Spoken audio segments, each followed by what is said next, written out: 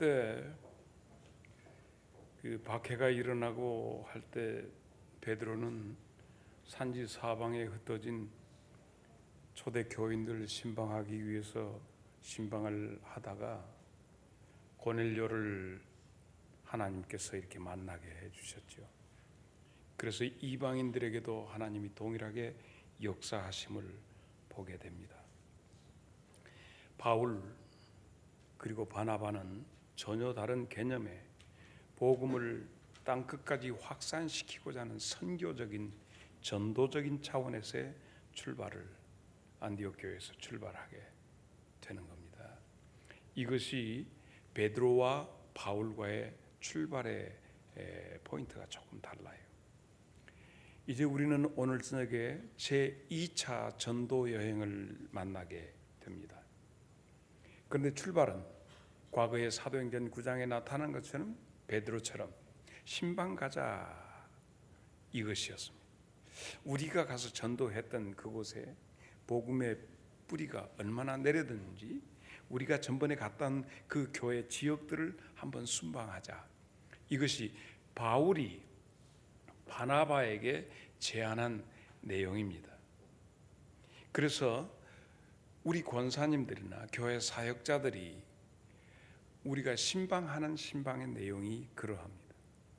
이번 주 말씀 내용이 얼마나 그들에게 스며들었던가, 지난 밤에 지난 주일날 생명수를 뿌렸는데 그들의 씨앗이 얼마나 자라났는가 점검하는 것은 기본적인 것이죠. 많은 식구들을 돌보는 것 당연합니다. 그래서 바울이 그렇게 해서 출발하자, 설마하니 이게 선교가 될 줄 몰라, 설마하니 전도의 출발이 될 줄 모르고 이미 뿌려진 그곳에 가서 살펴보자. 마치 이제 아이를 얻은 신랑 신부 세 사람들이 애가 태어나면 그 아이 때문에 직장에 갔다가 일찍 와서 자식 새끼를 둘러보고 까꿍 하고 웃는 모습 보고 싶은 어버이의 마음과 같다고나 할까요? 바울은 궁금해서 못 살겠습니다. 그때 그 어려움 겪으면서 복음 뿌렸던 그 씨앗들이 지금 얼마나 자라고 있을까? 그때 그 왕성하게 자랐던 그들을 만나고 싶은 그런 마음에서 가자 그렇게 합니다. 그렇게 하니까 바나바가 얘기합니다. 내 조카도 데리고 가지, 마가 요한 데리고 가자고 얘기합니다. 누구랑 갈까? 그런데 우리 둘이 갈까? 아니, 이번에 마가 요한 데리고 가자. 바울은 이런 지하에 그 열정 없는 친구는 안 돼, 틀렸어, 얘기하게 됩니다. 바나바는 마음에 상처가 되었습니다. 속으로 왜 저러지? 그런데 바울의 생각은 이건 너와 나와의 인간관계로 보면 충분히 수용할 수 있어. 그러나 이게 하나님 일이거든. 하나님 일은 그런 나태한 정신 가지고는 안 돼. 바나바는 네가 어떻게 있었어? 너는 아무도 너를 인정하지 않을 때 나는 너를 다소에 가서 너를 데리고 와서 사도 반열에 너를 앉혔던 나야. 너는 이미 버려진 사람이었는데 내가 너를 택해서 나와 함께하면서 사역을 이렇게 하잖아. 이미 버려진 너를 내가 골랐어. 그 마음, 그래, 그런 자원을 이렇게 일구어서 해야지. 그런데 사도 바울은 미완의 제품 말고 완제품을 가지고 가야 돼. 둘이 여기서 일어나는 것이, 은혜는 은혜고 사역은 사역이다. 공적으로 이 일을 해야 한다. 바나바는 연약한 그릇을 가지고 강하게 만들어가는 과정이지, 사역이 우리를 만들어가는 과정이지 완제품이 되겠냐? 이것은 하나님의 일이기 때문에 보다 완벽한 일꾼들이 거기에 나가야 한다. 바나바는 많이 섭섭했어. 둘러봐라, 완벽한 사람이 어디 있느냐? 그런데 바울은 아니다. 하나님의 일을 함에 있어서는 이렇게 미지는 것들은 사용할 수 없다. 은혜는 은혜고 사역은 사역이야. 사적인 것은 사적인 것이고 공적인. 네 조카잖아. 조카니까 무조건 삼촌이 그렇게 외삼촌이 그러면 안 돼. 이건 사역의 문제니까 세습은 안 돼. 그거 갖다 너무 무리하게 갖다 댔나? 다시 기회를 줘보자. 안 돼. 이렇게 하니까 정말 해도 넘어온다. 어떻게 그럴 수 있느냐 하고 거기서 두 사람이 다툼을 통해서 갈라지게 돼. 오늘은 우리가 이 말씀을 시작함에 있어서 교회 안에 비본질적인 것 가지고 많이 다툼이 일어나는 것을 볼 수 있습니다. 부부간에도 다툼이 조원진과 예를 들어서 추미애 대표 간에 북한 놈들 왔다 안 갔다 이런 문제로 부부싸움하는 것이 아니거든. 왜 김치를 내오면서 한번 엎어갖고 내놓지 바짝 마른 거 내놓는, 이제 우리는 우리 집에서 그런다는 얘기가 아니고 일러 치면 아주 하자는 것 가지고 오거든. 왜 신발을 조금 정리해 놓지 당신은 그냥 올라오요 이런 거. 급할 때는 이게 할 수 있다. 이거 또 나갈 때 싫으면 그래도 원했다 난 누구 사람 보자고 그러면 편리하자고 그러지. 이제 이런 것들 가지고 대판 부부싸움에서 일어나거든요. 이렇게 했는데 결국 사도 바울이 옳았느냐 바나바가 옳았느냐 여러분 생각은 어때요? 누가 옳은 것 같아요? 자, 여기서 투표를 시작하겠습니다. 바나바가 옳다 하나, 장권사 이 찬성해 봐. 해필이면 그때 코가 건지럽다냐? 바울이 옳았다. 저기 이 집사님 저기 누구 딸이요? 병집이 딸이요? 에? 정은이. 왔다. 꼭 너금에 닮았다. 어쩌면 그렇게 이쁘게 생겼냐?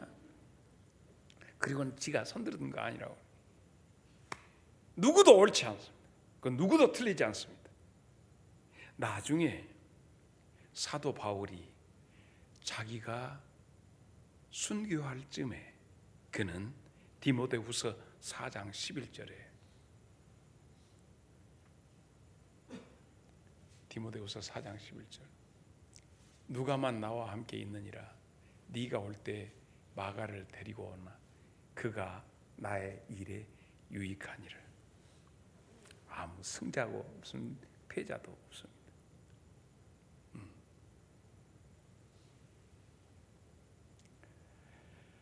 결국 나중에 바울은 마가 요한이 자기에게 유익한 사람이라 고백하게 됩니다. 교회 안에서 비본질적인 문제 가지고 많이 다투고 네가 올려. 왜 쌀을 씻을 때 따순 물로 하냐? 찬물로 손시럽다 찬물로 해야지. 따순 물로 하면 쌀이 더 퉁퉁 불어가지고 물 맞힌 데에 지장이 있다. 어쨌다. 소금을 조금 넣을 것이냐? 그것 갖고 권사님들끼리 싸움을 수도 있어요. 나는 안 들어가 봐서 몰라요. 혹은 잡채할 때 이럴 때 이래라 저랬다 그러죠. 또 요즘에 할 때 매생이하고 굴을 넣어가지고 이렇게 할 때 참기름을 칠 것이냐 말 것이냐. 자, 매생이 이걸 기를 때 참기름 넣어야 한다 선언합니다.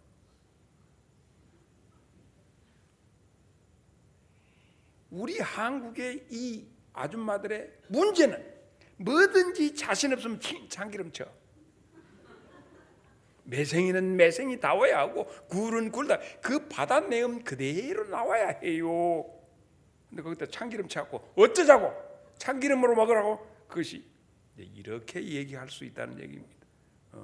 여러분 제가 입이 까탈스러운 이 전문가예요. 매생이에다가는 그냥 그대로 해야 돼. 거기다 참기름 떨쳐갖고 참기름 맛으로 매생이 먹으라고. 매생이는 매생이 맛이 그 고유의 맛이 나오고 굴은 굴 맛이 나고 거기다 참기름 짜고 맛은 다. 나는 미식가예요. 이런 문제들을 가지고 부부간에도 다투고 교회 안에도 다툼이 일어납니다. 누구도 옳지 않습니다. 물론 거기다 참기름 치면 맛있죠. 막 고소한 냄새 나니까 이건 참기름탕이지 어찌 매생이탕이겠는가? 임동희 집사 그렇지 않아? 김경희 집사 참기름 쳐? 안 쳐? 잘했어. 안 먹었어? 해먹들 안 했어? 깝깝한 친구들. 또 직접 오늘 저녁부터 또 완전히 매생이탕 우리 교인들은 배려해볼까 싶네요. 비본질적인 것 가지고 다투게 됩니다. 이런 거 아무것도 아닌데 결국 나중에 바울도 야, 그 친구 괜찮다고 그러잖아요.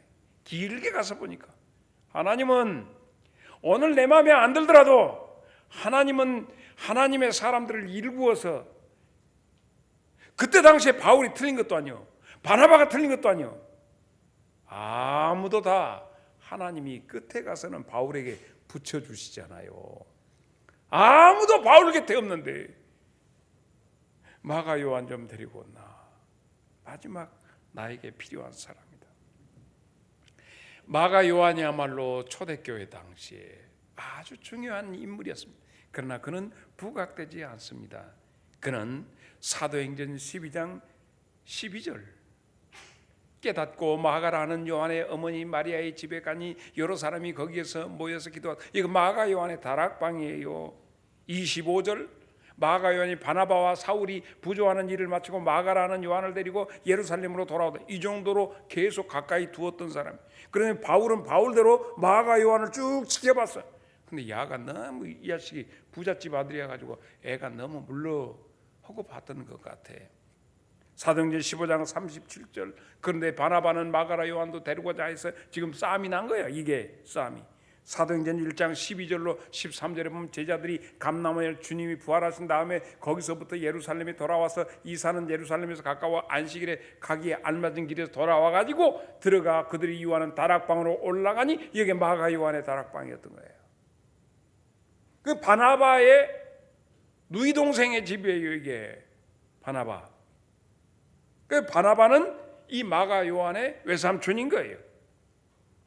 2장 1절에 그 오순절 그 다락방에 다 모여서 그것이 오순절 다락방이에요. 저는 성지순례 하면서 갔다 왔죠. 그럼 마가 요한이 그럼 사도행전에만 나타나느냐? 천만의 말씀입니다. 이 친구는 너무너무 편안하게 살았던 것 같아요. 그래서 막 모두 다 예수님이 지금 십자가 지고 난리인데 모두 집에서 홀라당 먹고 잠자고 있다가 예수님 잡혀가는 소식. 그러니까 요즘 애기들 난 12시간 제대로 늦잠 자다가 일이 터진 거야. 한번 볼까요? 마가복음 14장 50절로 52절 봅니다. 제자들이 다 예수를 버리고 도망가니라. 그때 한 청년이 벗은 몸에 배 혼이불을 들고 홀딱 벗고 잠자다가 이건 뭔 일이냐 하고 와서 벗어 예수님을 따라가다가 이제 잡히니까 배 혼이불을 버리고 도망가는 사람이 마가 요한이에요. 거기가 어디였죠?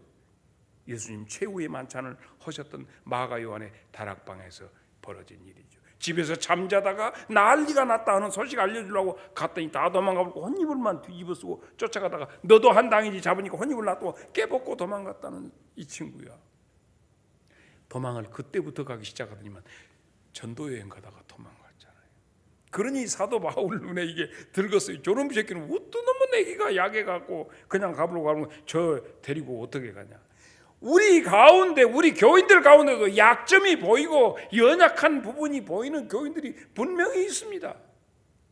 혼입을 뒤집어 쓰고 교회 일에 나와서 이렇게 하다가 급하면 도망가 버리는 사람이 있어요. 그런다고 해서 예를 들어서 우리 김봉주 장로님은 그런 친구들은 안 된다고 하면 이호익 장로님은 그런 친구도 썩었다고. 두 분이 틀렸습니까? 맞아요. 결국 하나님의 생명이기 때문에 하나님이 책임져 줄 줄로 믿습니다. 그러면 우리는 어떻게? 내 주여 뜻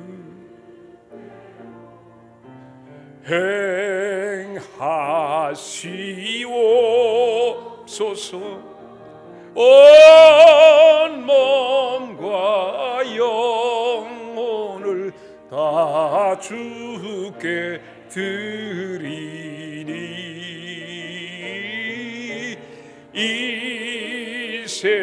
상고락한 주인 노하시고라 주관하셔서 뜻대로 한번 물어보십시다. 말씀에 들어가기 전이니까. 이동호 집사님 생각에는 북한 쟤들에 대해서 미국의 전략 무기 가지고 한바탕 때려버리는 것이 옳을까? 아니면 걔들을 어떻게든지 해서 대화로 해서 어떻게든지 이렇게 하는 것이 나을까? 후자? 임동희 집사는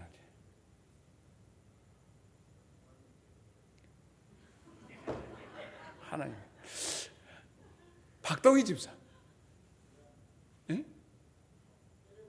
때려버려. 계속 간다 이런 거 쏴야 되니까. 그러면 때리면 이게 지금 자한당, 자유한국당, 박동희 집사는 자한당 쪽이구나. 민주당 쪽이네. 민주당, 진보, 보수.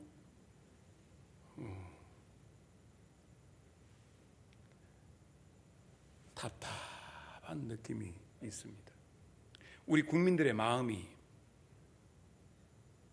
할 수만 있으면, 쟤들이 김여정이나 김정은이 지금 만경봉인가 배 갖고 와서 기름 줘. 저거들이 배 타고 와서 저거들이 가고 기름 좀 주라게 하고 자빠져 있어. 이 새끼들. 그러고는 꼬라지 냉이라고 그걸로 들어갔다가 나왔다. 연병하고 자빠. 그러면 보면 저 새끼들 거지도 아닌 것들이죠.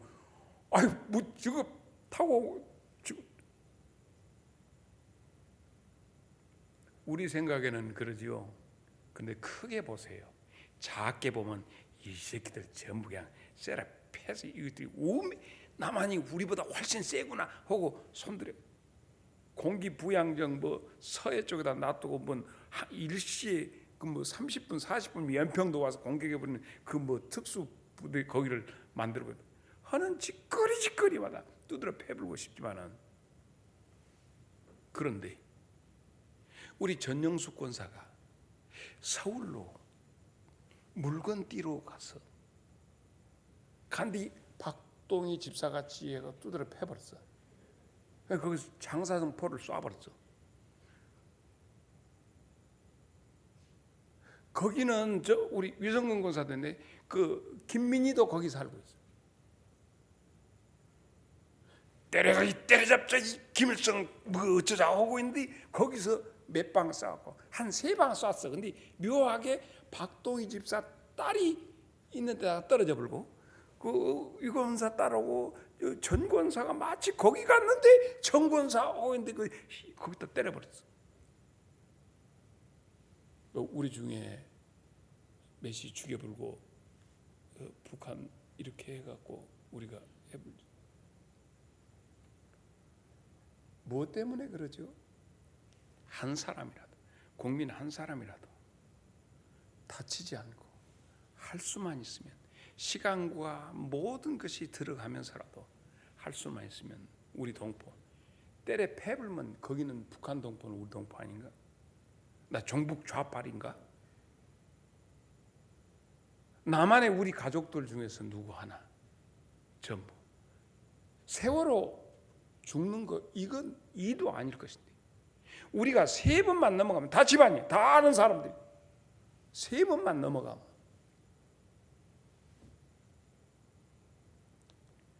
김봉주 장로님 어쩌으면 썩어서 딸 사위가 그가 있는데 세례 패불고 거기서 방사보 막 하면 막 몇만 명이 죽어버린다는데 서울 불바다 시킨다고. 이게 그것들하고 싸우면 북한이 우리 군사력으로 게임이나 됩니까? 우리가 지금 김대중 대통령 때부터 이 비행기 만들어가지고 지금 비행기가 20년 앞으로 2년 2, 3년 뒤에는 막 우리가 거의 스텔스 기능 가까운 막 그런 비행기들을 양산하기 시작합니다. 뭐 미국에다 수입할 것도 없어요. 지금 우리 비행기 갔다가 저쪽 나라에다 지금 훈련기 팔지 않은 필리핀 같은데 거기에서는 지금 우리 그 훈련기 갖고 막 반군들 때려 패는데 아주 격격하게 비행기를 전투기 만드는 나라에 지금. 그런데 자들은 지금 어떻게 미국이 빌려가고 갤갤갤 하다가 기름 없어가 떨어지는 나라. 게임이 안 돼요. 게임이. 그 쟤들이 무서워서 그런 겁니까? 그 조원진이 같은 놈 가서 막 태우고 저거 이것들이 우리나라 들어왔다고. 그래서 결국 죽는 건 제일 나중에 죽는 놈이 김정은이가 제일 나중에 죽어요. 그 전에 죽는 건 누굽니까? 일반 못 먹는 백성들 죽거든요. 이성수 목사 정복 좌빨입니까? 누가 죽어요? 우리 부고장 날라옵니다. 서울로 내리 쏘고 평택까지 내리 쏜다. 이 전쟁을 지금 미국 대통령은 커피를 깨운데 예를 들면 싸움할 때 먼저 이 새끼 너 뭐 어쩌고 하다가 커피 먼저 타고 오면 커피 난 놈이 지거든. 커피 깨본데 코를 깨본데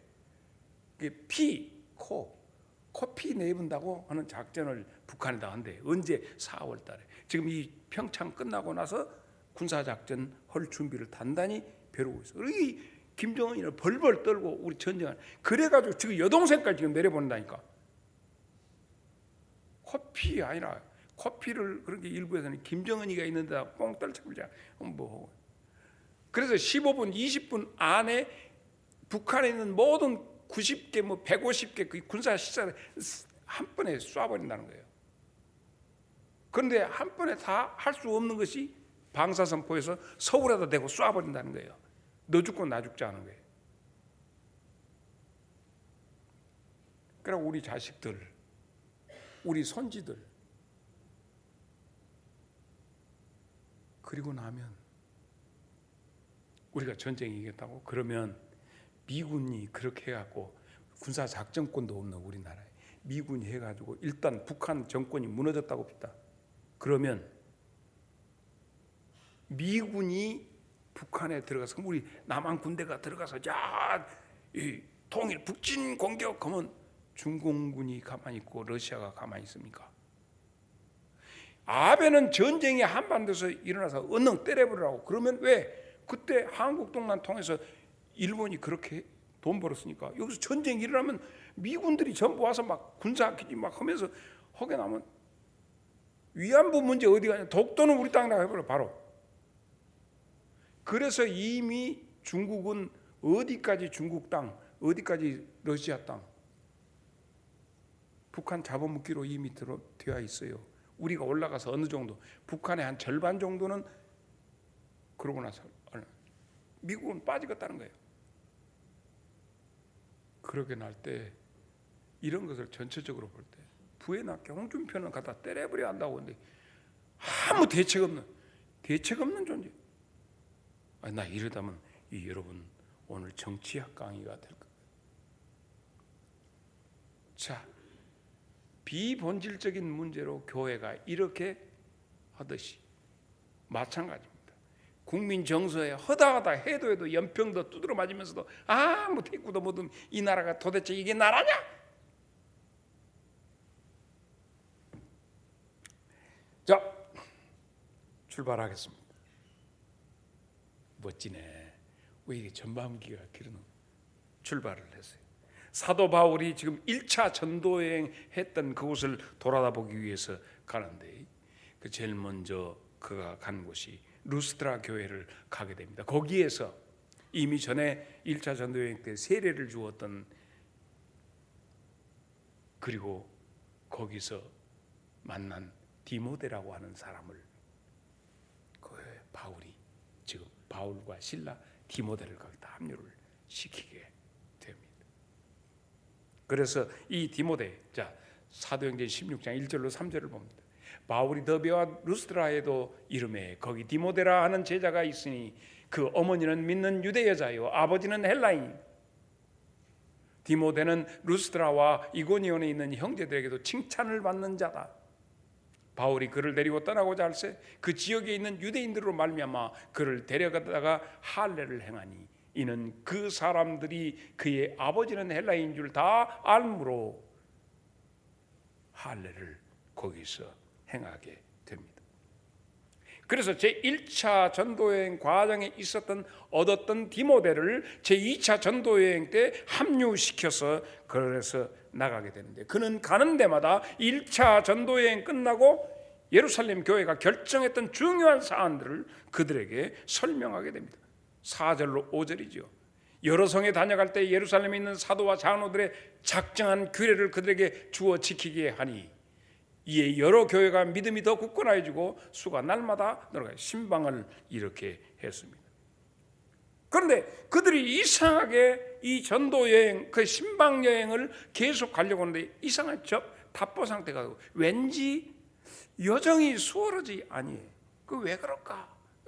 왜 이렇게 가려고 하는데 일이 막히지? 속으로 바나바하고 내가 다퉈서 이러는가? 혹은 자책도 이러나? 그런데 9절로 10절을 보면 밤에 환상이 바울에게 보이니 마게도냐 사람 하나가 서서 그에게 청하이되 마게도냐는 건너와서 우리를 도와주라 이렇게 하거늘 다 같이 시작.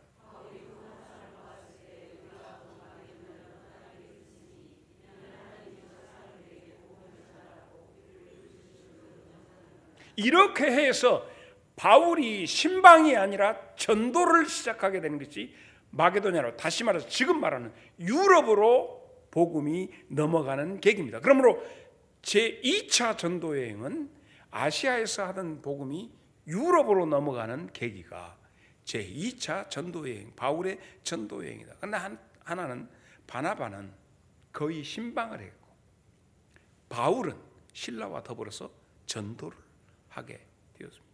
그러니까 바나바는 구브로로에서 전에 갔던 길을 답사하면서 그곳에 가서 내정을 했고, 이 바울은 신라와 디모데와 더불어서 밖으로 나가서 이제 전도를 시작하는 것이, 이것이 제2차 전도 여행이 되게 됩니다. 그래서 우리는 보면 가끔 기도하는 가운데서 기도의 응답이 4가지 정도로 됩니다.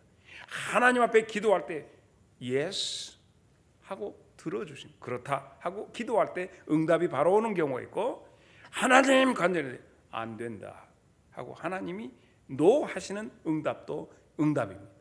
그리고 세 번째 하나님의 응답은 wait, 기다려라 하고 해주시는 것이 있습니다. 그래서 기도는 기다려라, 조금 더 기다려, 아직 때가 이르지 아니했다 하시는 하나님의 응답이 있습니다. 4번째는 하나님 앞에 기도하는데 이미 너한테 주었는데 깨달아라 하고 깨닫게 하는 4가지 방법이 있습니다. 바울이 어떻게 하면 전도 여행을 할 수 있느냐 하고 이렇게 기도하고 신방을 가려는데 왜 길이 막힐까요? 자꾸 갈까요? 그러니까 예수의 영이 허락지 아니하다가 그에게 마게도냐 사람 환상을 보고 이건 하나님의 명령이다 하고 유럽 전도를 가게 돼서 제일 먼저 간 곳이 빌립보. 여러분이 잘 아는 빌립보의 사건이 16장에 터져나게 됩니다. 빌립보에 가서 보니까 회당이 없네. 그만큼 유대인들이 희소적이었다, 적었다는 얘기예요. 회당이 없으니까 어디 안식일이 되는데 어디 가서 주일날 어디 가서 마땅한 데가 없는가 하고 가니까 강가에가 기도처가, 회당이 일어나기 전에는 그 유대인들이 주로 모여서 했던 군집적으로 해서 기도처, 조그마한 기도처가 있어. 강가의 기도처에 가서 보니까 거기에 여자들이 모여서 있는 것을 보고 거기서 하나님의 말씀을 증거하게 됩니다. 그때 그 바울이 전하는 복음의 내용을 듣고 말씀에 반응하는, 교회에 이렇게 보면 말씀 선포될 때 말씀을 쏙쏙 빨아들이는 경우가 있는데, 이게 루디아라고 하는 여자, 포목점하는 이 여자가 거기에 있게 됩니다. 그래서 16장 14절에 보면 루디아라 시에 있는 자색 옷감 장사로서 하나님을 섬기는 루디아라 한 여자가 말을 듣고 있을 때 주께서 그의 마음을 열어 바울의 말을 따르게 하니라 이렇게 되어 있어요. 나는 오늘 이 시간에도 여러분의 영을 깨우시기 위해서 주께서 주의 생명수 강수가 여러분의 심령에 스며들기를 축복합니다. 이렇게 해서 드디어 유럽의 첫째 교회는 어떻게 시작됐다? 가정교회로부터 시작됐다. 자기 가정에 오라고 해서 내가 복음을 믿는 자로 여기거든 우리 집에 머물러. 강력하게 바울을 해서 자기 집에다가 모셔드리고 말씀을 받게 됩니다.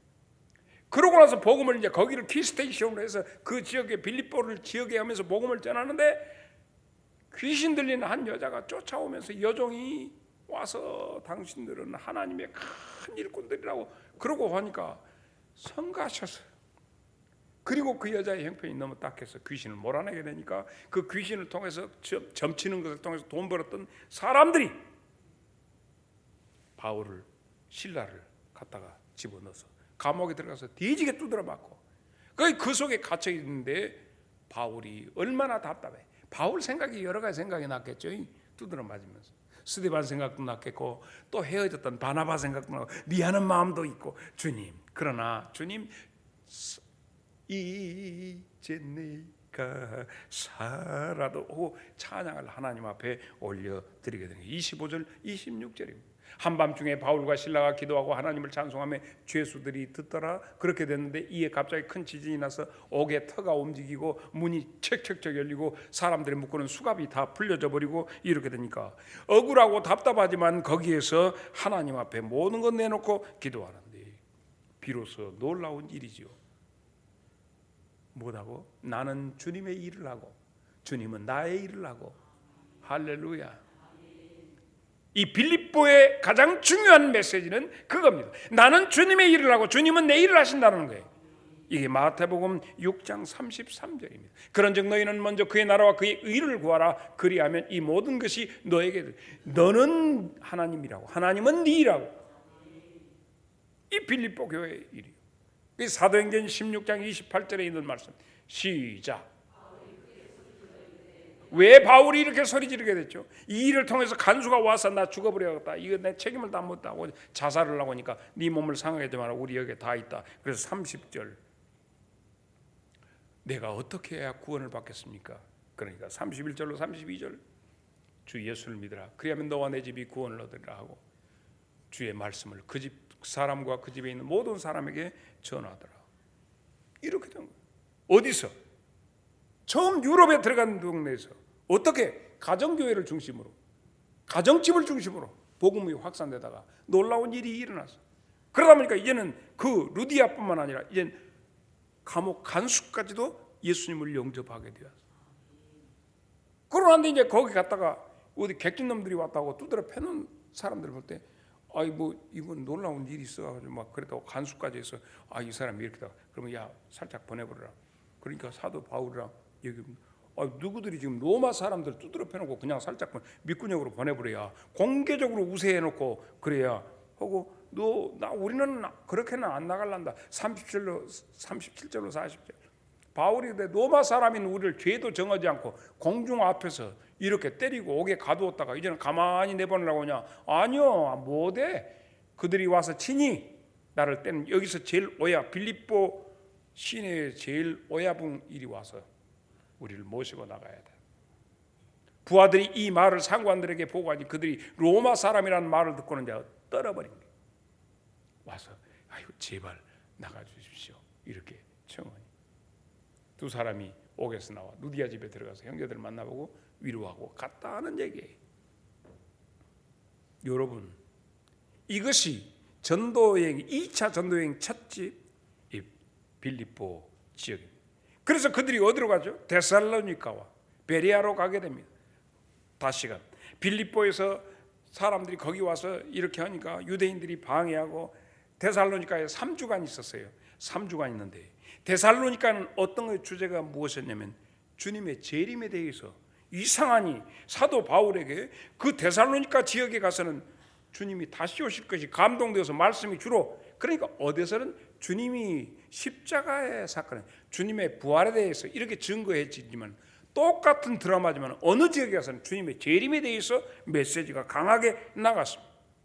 나중에 바울이 고린도 이제 그 다음에 이제 아덴 지내서 베레아 지내서 이제 고린도에 갔을 때 데살로니가로 편지를 씁니다. 그래서 그들에게 하는데 고린도에 있을 때 왜 예수를 믿는데 데살로니가 교인 여러분 기쁨과 감사의 마음이 없습니까? 예수 믿으면서도 왜 여러분들에게는 그것이 없는가 하고 질문하는 내용을 거기 합니다. 예수 믿으면서 왜 기쁨과 감사가 너희들 속에 없느냐?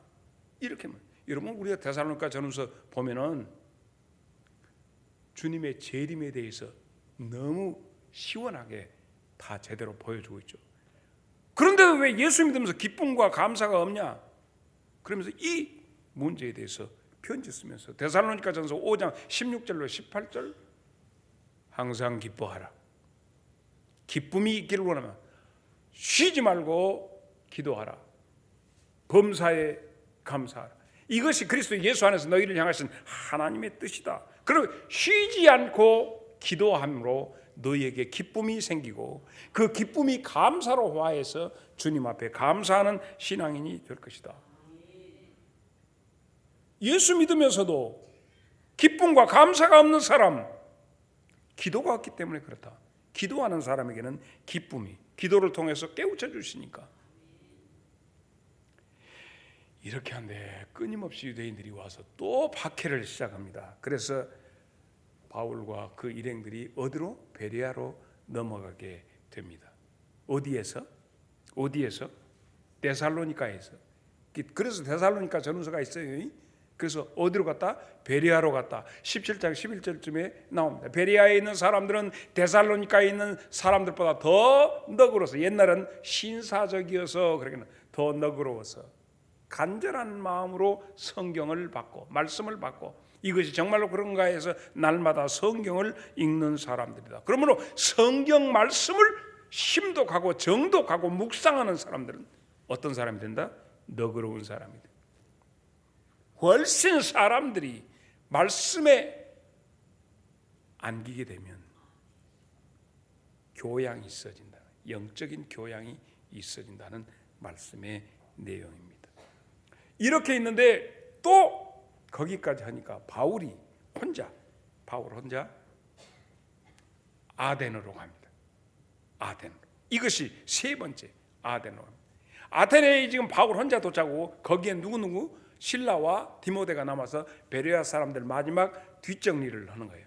말씀으로 정리해주고 거기에 가르쳐주고 3주간 있었으니까 아덴에 넘어와 보니까 거기는 헬라의 수도로서 거기 가서 보니까 너무너무 거기에서 신상들이 많이 그 제우스 신이 뭐 여러 가지 신상들이 많이 있는 것을 보게 됩니다. 16절로 18절이죠. 바울이 아덴에서 그들을 기다리다가 저들이 오기를 기다리다가 보니까 그 성에 우상이 가득한 것을 보고 마음에 격분이 일어나서 회당에서 유대인들과 경건한 사람들과 또 장터에서 만나는 사람들마다 변론하기 시작했다. 자, 시작. 철학을 공부하고 여러분이 다 공부하신 분들은 에피크로스, 스토익 이 철학의 분파들은 기본적으로 다 알 수 있습니다. 이들과 바울이 쟁론하기를 시작하니 그 다른 사람이 이 소피스트가 이 소피스트가 이렇지만 이 말을 이렇게 잘하는 사람이 이 철학자가 변증가가 무슨 말을 하고자 하나요? 어떤 이방인들을 저 사람은 무슨 포교자인가 보다. 그래서 이 사람이 왜냐하면 바울이 주님의 부활을 증거하기 때문에 이렇게 되게 됩니다. 그래서 그들에게 지금 말씀을 전하게 되는데 나가서 그 다음에 22절로 23절 바울이 아레오바고라고 하는 민주광장 거기는 누구든지 말할 수 있는 거기에 서서 말하되 아테네 사람들아 너희들 보니까 심히 종교성이 많다. 인간에게 기본적으로 있어지는 그 종교적 성향이 있다. 내가 보면서 보니까 너희가 뭐 신들을 위해서 그렇게 제사하는 것을 보니까 너희들 보니까 알지 못하는 신에게라고 하는 제단도 왔다. 그러면 혹시 이 신에게 저 신에게 하는데 누가 빠진 신이 있으면 나머지는 전부 몽땅 해서 이렇게 하는 것을. 그러나 너희들에게 정말로 너희가 지금 알지 못하는 신을 내가 소개한다 하면서 그가 예수님을 말씀하게 됩니다. 그런데 우리는 지금 여기에서 이쯤에서 아테네에서 설교하고 있는 사도 바울의 그 메시지를 통해서 볼 수 있는 것은 예수 믿는 오늘 우리도 예수님을 잘 모르고 예수님을 예배한다고 하고 성령님을 이해하지 못하면서 성령 충만을 구하고는 알지 못하는 예수님을 예배하고나 있지 않은가? 예수님을 알고 있는. 나는 이번에 우리 손주가 서울 가서 지금 외할아버지 외할머니 만나는데 어찌됐든 외할머니 외할아버지보다 이 할아버지가 훨씬 더 저를 사랑하고 있다는 걸 싸우기로 하고 전쟁에 임했는데 거기서 계속 물기만 하다가 내려오면서 그 밤중에 해뜰하게 들려서 우리 집에 오니까 손지가 웃기 시작했습니다. 그래서 승리를 했습니다. 그런데 이제는 내부 전쟁이 시작이 되었습니다. 지금 할머니하고 나하고 이제 그래서 누가 더 하냐. 그래서 지금 할머니는 저기 막둥이 딸 그놈 보면 예수께로 가면 나는 기뻐요. 영상통화만 하면 돼. 그럼 세뇌시키냐고. 이제 호담이한테는 이 손자한테는 뭐냐 예수께서 이렇게만 노래만 부르 노래도 별로 잘 못 듣면서 나는 어떻게 하느냐 간단합니다. 할아버지 상어 뚜뚜루뚜루. 그러니까 저기 거제도에 있는 그것은 똑같이 할머니가 예수께로 가면 뭐 이거 한데 맨 처음에는 이렇게 흔들다가 요즘에는 할아버지 상어 할아버지 이렇게 합니다. 이겼습니다. 낯가림이 이제 심해지면서 하는데 여러분은 예수님에 대해서 아십니까? 성령님을 경험해 보셨습니까? 알지 못하는 신에게라고 하는 아테네에 살고 있는 사람들은 그 무언가 알 수 없는 신에게 이렇게 하는 것처럼 나의 주, 나의 하나님, 나의 성령님, 그분의 숨결과 손길과 사랑의 미로를 나누어 보셨습니까? 부활하신 주님을 만나서 주님과 함께 생활하고 있습니까? 부활하신 구세주 나 항상 섬기며 온 세상 조롱해도 주 정령 사셨네. 그 은혜로운 손길 부드러운 음성 주 예수 나와 함께 늘게 힘차게 예수 늘 살아 계셔서 주 동행하여 주시며 늘 말씀하시네. 예수 내 구세주 예수 내 맘에 살아 계시네. 늘 살아 계시네. 알지 못하는 예수가 아니라 익히 잘 아는 예수. 자, 이 알지 못하는 신에게 예수님을 소개했더니 그들은 근데 이제 바울 사도가 얘기하는데 소피스트 그야말로 이렇지만 뭐라고 해요? 소피스트라고 하면 주로 이제 달변가 혹은 그래서 말쟁이란 말이 나오고 그래서 이제 철학자들이 그 사고 가지고 막 수사학적으로 막 말해서 A는 B는 막 해서 사람을 설득시키는 이런 말쟁이로만 거기에 있는 사람들이 주로 그것을 즐기는 사람들이었기 때문에 논쟁 그 말 잘하는 그렇게 하는데 그들에게 이 얘기를 하는데 그들이 30절로 31절 알지 못하는 시대에는 하나님이 간과하셨거니와 이제는 어든지 하나님 사람에게 다 명하사 회개하라 하셨으니 이는 정하신 사람들로 하여금 천하의 공의로 심판하실 날을 정하시고 이에 그 죽은 자 가운데서 다시 살리시는 것으로 모든 사람에게 믿을 만한 증거를 주셨음이라 하니라. 이렇게 얘기를 했지요. 그런데 신학자들이 다 같이 보면 여기 아테네에서 사도 바울이 설교했던 내용은 어떤 것? 철학자들이 논거를 제시하는 그 너무너무 주옥 같은 논문과 같은 설교를 했어요. 그러니까 예를 들어서 목사님이 설교인데 미국 유학 갔다 와 오셔가지고 이것은 철학적으로, 이것은 심리학적으로, 이것은 역사적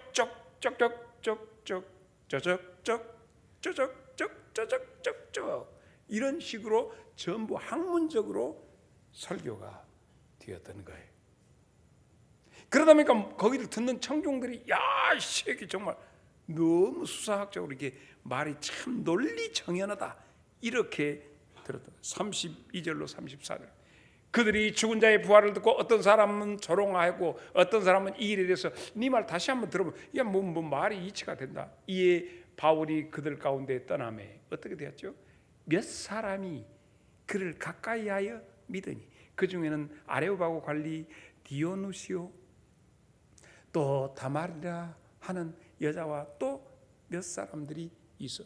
아테네에 가서 그렇게 학문적으로 그동안에 배운 거 가말리엘의 문화로서 뭐 철학과 뭐 심리학, 종교학 다 정리해서 했는데 메택이 안 돼.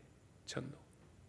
사도 바울은 여기서 완전히 다운돼서 최저의 그의 사역 가운데서 아테네에서는 완전히 폭삭 망했어. 전도가 되도 않고 진짜 말 잘하던 그 친구 한번 지나갔지 이런 식으로 되고 말았습니다. 아테네에서 헬라의 수도에 가서 참패를 당하고 그리고는 바울이 고린도로 가게 됩니다. 바울은 그때까지 아무도 없었어. 바울이 이제 고린도에 들어가서는 사역자로서 이미 기운이 다 빠졌습니다. 언제? 자기는 지식을 가지고 있어요. 그래서 우리는 고린도서 1장부터 보면 전도에 미련한 것으로 시작을 합니다. 사람이 지혜로 하지 아니하고 전도에 미련한 것으로 하겠다고 하는 이것이 고백이에요. 그러므로 학교에서 대학 교육도 받지 못하고 한글도 잘 모른다 할지라도 이 속에서 주님이 주시는 이것을 가지고 하게 되면 사람을 살리는 위대한 역사가 두나마이스, 다이너마이트와 같은 그런 놀라운 역사가 복음의 능력이 나타날 줄로 믿습니다. 지식으로 한다고요? 천만의 말씀입니다. 주의 능력으로 하시는 겁니다. 그래서 고린도에 가는데 고린도는 헬라의 가장 큰 상업도시로 가게 됩니다. 여기서 그는 바울이 깔아앉아 있는데 하나님은 바울이 처져 있는 것을 보시지 않고 누구를 보내죠? 브리스길라와 아굴라 평신도 지도자를 거기서 만나게 되는데 어떻게 만났죠? 바울이 거기서는 아무도 그 옆에 실라도 없고 디모데도 없으니까 그는 혼자 가서 이렇게 했는데 호구지책. 그래서 그가 가지고 있던 것은 천막 만드는 일을 하는 일이어서 천막 만드는 데 가서 거기서 같이 일을 했습니다. 노가다 일을 하러 들어갔어요. 그런데 거기서 누구를 만났냐면 브리스길라와 아굴라를 만나게 됩니다. 거기서 만나서 보니까 그들은 복음의 동지를 만나게 됩니다. 놀라운 일입니다. 그 실패한 후에 18장 1절로 3절을 우리가 봐야 돼. 그 후에 바울이 아덴을 떠나 고린도에 이르러 어떻게 했어요? 아굴라라 하는 본도에서 난 유대인 한 사람을 만나니 글라우디오스가 그 모든 유대인들을 명하여 로마에서 떠나라 한 거로 그의 아내 브리스길라와 함께 이탈리아로부터 새로운 자라. 바울이 그들에게 가매 그들이 이미 거기서 일하고 있어. 뭐더고 생업으로 생업이 같으면 생업은 천막 만드는 일로 그 공장에 가서 같이 이동원 집사 그 무슨 공장? 행주치마 공장. 공장에 가서 그들이 거기서 만나게 됩니다. 만나서 보니 그 사람들 속에 복음의 뜨거운 열정이 있고 모든 것이 복음의 평신도지만 놀라운 것이 있게 됩니다. 4절 갑니다. 안식일마다 이제 바울이 다시 일어나서 바울이 회당에서 강론하고 유대인과 헬라인을 만나서 옛날에는 변론하에 이겼으나 이제는 강론을 시작합니다. 그 권면을 합니다. 그때 비로소 그동안에 떠났던 동역자들이 5절에 옵니다. 누가 다 같이 시작.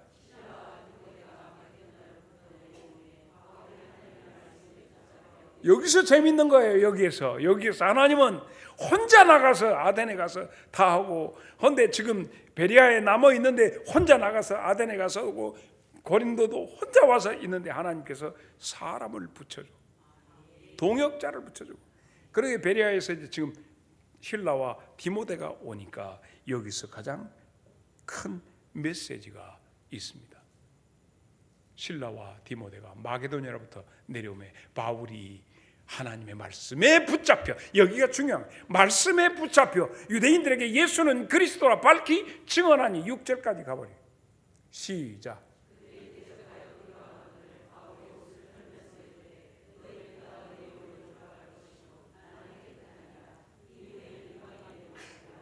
그러면 지금 보면 지금 트라우마가 있어. 바울은 헬라 아테네에 가서 이방인들하고 부딪혀갖고 깨진 트라우마가 있어. 그런데 탁 털면서 나는 이제부터 이방인에게 간다, 이렇게 용기가 있었던 것은 주께서 동역자를 붙여주심으로 여기서 힘차게 나갈 수 있었어요. 말씀에 붙잡혀라고 하는 것은 여기에 지금 고린도에서 가장 중요한 키워드입니다. 말씀에 붙잡혀.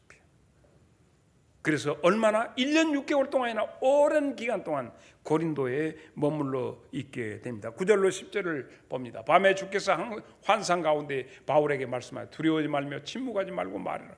그동안에 얼마나 깔아졌든지 주의 영이 내가 너와 함께 있으면 어떤 사람도 너를 대적하여 해롭게 할 자가 없을 것이다. 이는 이 성 중에 내 백성이 숨겨진 내 백성이 많다. 이렇게 하고 이제 2차 전도 여행이 마쳐집니다. 또 딴 놈들이 와서 소동을 일으키니까 떠나면서 갱그리아로 지내서 가면서 하나님 앞에 서원을 하고 이제 나는 로마로까지 가서 복음을 증거해야 하리라, 이렇게 마음 작정하고 2차 전도 여행이 접어지는데 어디를 거쳐가냐면 에베소를 거쳐갑니다. 에베소를 방문해 가니까 그 전에 이제 교인들이 너무너무 환영하고 좋아합니다. 에베소에 딱 가니까 누가 오죠? 아볼로라고 하는 사람이 오게 됩니다.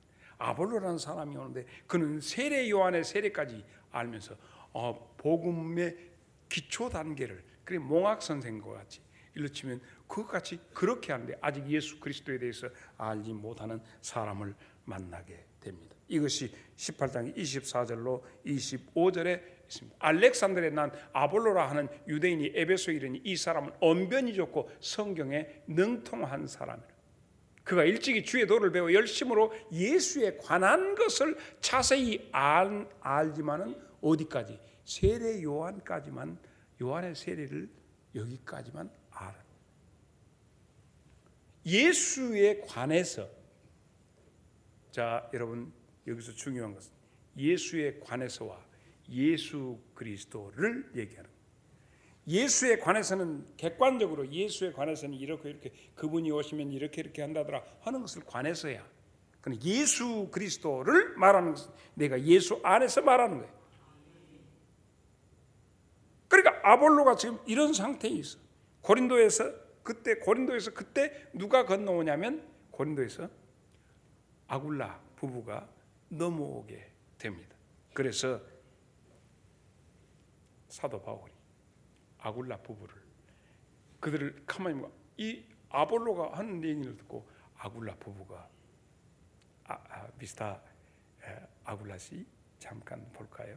하고 함께 앉아서 성경을 들여다보면서 그것을 예수님을 소개해 주는데 평신도 사역자가 해줍니다. 26절로 28절 다 같이 시작.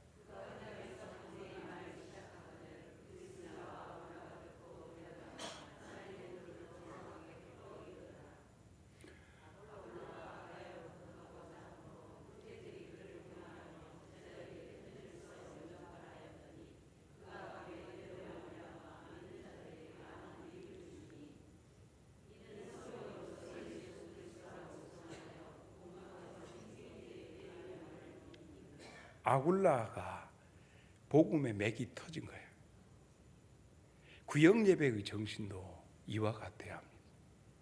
함께 앉아서 말씀을 들여다보고 말씀 속에서 그 길을 확실하게 열어주는 복음 사역자들이 되어야 합니다.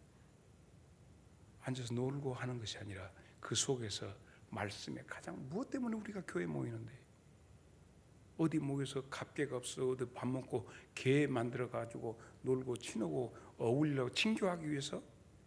가장 큰 것은 우리가 왜 교회에 모였더나? 생명이죠, 복음이죠, 예수님이죠. 우리가 바로 그래서 오늘 말씀의 결론은 유익을 주는 성도가 되기를 바랍니다. 우리가 추구하는 유익은 세상의 유익이 아니라 영적 유익입니다.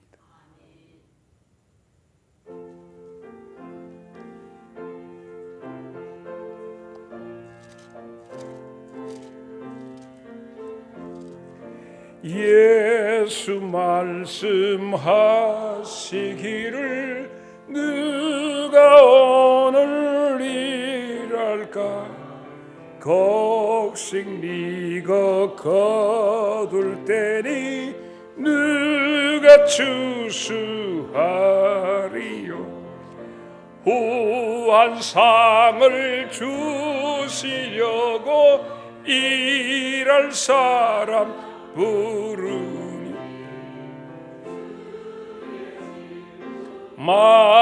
맡으려고 다 같이 일어서서 3절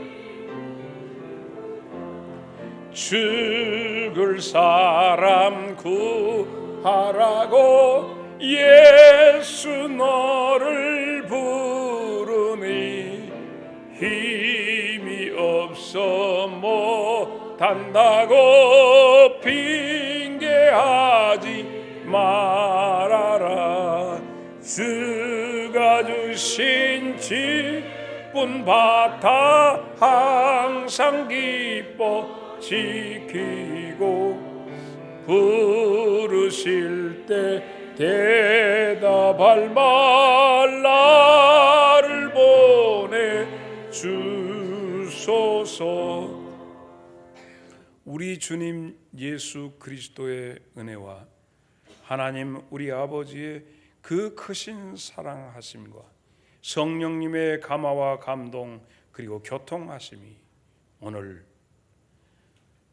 나의 삶을 통해서 모두에게 유익을 주는 삶을 살기를 원하는 주의 귀한 빛의 자녀들 심령 위에 이제부터 영원토록 함께 계시기를 간절히 축원하옵나이다. 아멘.